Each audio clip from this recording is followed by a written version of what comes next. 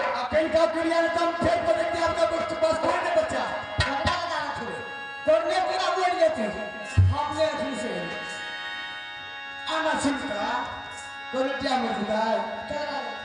दूसरे को के घर में लोग मर गए तू कथि ले बाप का का कर तू आका के लोग ओ बाबू तुम क्रिया के खा ले जाओ तो आप ना यार तो हमार साथ मर जाओ वो को कर ले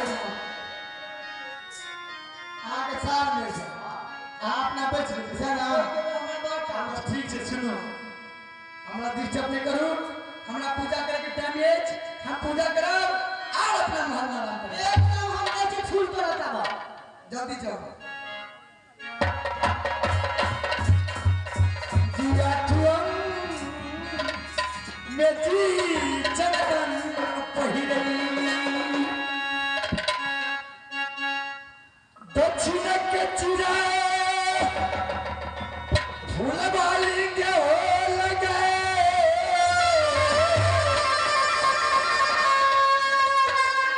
और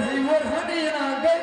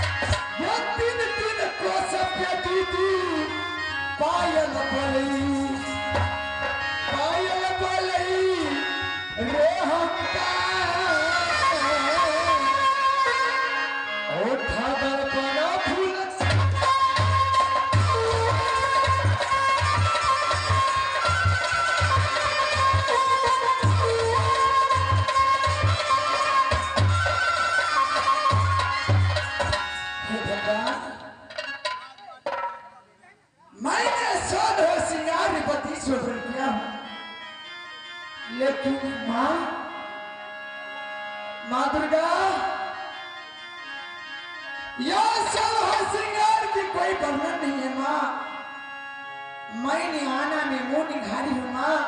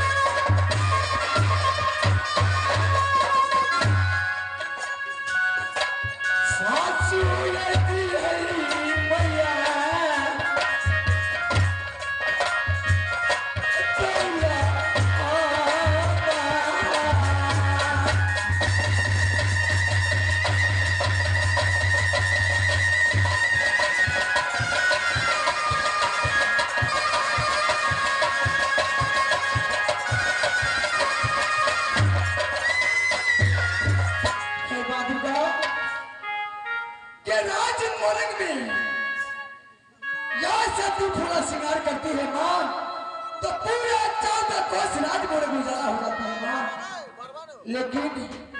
यार चुटकी सिद्धि के लिए मेरी माँ उदास है माँ। ठीक है माँ, हमसे छोट छोट बहन माँ गोद में बच्चा खिला रही है माँ, लेकिन यार सती फूला क्या प्यास ढल गई माँ, केस लग गई माँ, जन्म तुम्हारी रह गई राजमहल में माँ। क्या मेरे लिए चूल्हा पैदा नहीं आए सुनाओ माँ। ठीक है माँ, आपका पूजा मैं कभी नहीं छोड़ूंगी माँ, और कुछ दिन मैं इंतजार करती हूँ माँ, तो जाकर के अपनी अंधरात में आराम करती हूँ। आप ही नहीं क्या